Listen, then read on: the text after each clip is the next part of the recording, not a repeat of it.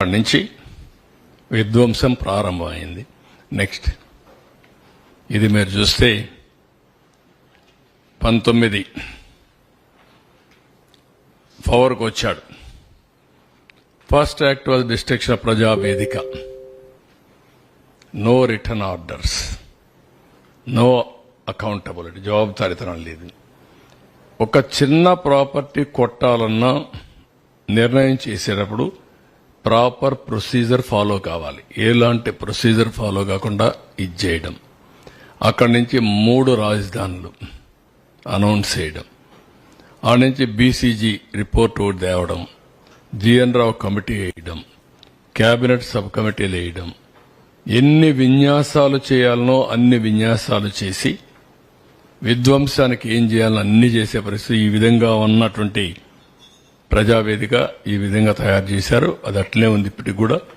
దాన్ని కూడా మిమ్మల్ని కూడా అడిగాం. చాలా మంది అంటున్నారు శాశ్వతంగా అట్లనే ఉండాలి, అక్కడి నుంచే స్ఫూర్తి రావాలి, ప్రజల్లో కూడా కసి పెరగాలి. అది చూసినప్పుడంతా కసి పెరిగి మేమందరం కలిసి రాష్ట్రాన్ని అభివృద్ధి చేయాలనే కక్షతో పనిచేసే పరిస్థితి రావాలని చెప్పి కోరుతున్నారు.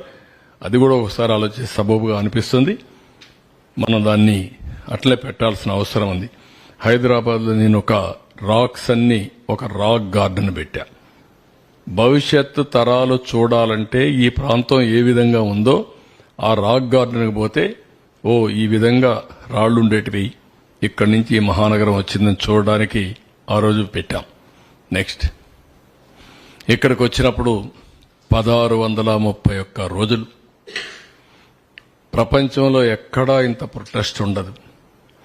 ఎన్ని అవమానాలు పొందాలో అన్ని అవమానాలు పొందారు. రాష్ట్ర భవిష్యత్తుకు ముందుకొచ్చారు. సెంటిమెంట్ వదులుకొని రాష్ట్రం బాగుంటే మేం బాగుంటాం ఉదారంగా ఆ రోజు భూమి ఇచ్చారు.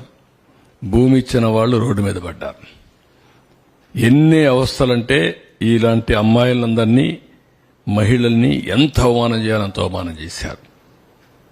తిరుపతి యాత్రకు వెళితే ఎంత రోడ్డు మీద మట్టిలో గులకరాళ్లలో కూర్చొని భోంచేసే పరిస్థితికి వచ్చారు.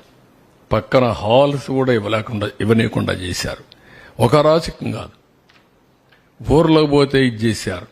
కడాన శ్రీకాకుళం వరకు పోవాలని యాత్రకు పోతే మధ్యలోనే దాడులు చేస్తే అక్కడనే వదులుకొని వచ్చే పరిస్థితికి వచ్చారు.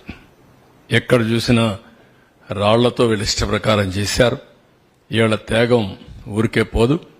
అదే నేను చెప్పిన చరిత్ర అన్నాను. ఆ చరిత్ర తిరగరాయడానికే ప్రతి ఒక్కరూ త్యాగాలు చేశారు. ఆ త్యాగాలు చరిత్ర ఎప్పుడూ గుర్తుపెట్టుకుంటుంది.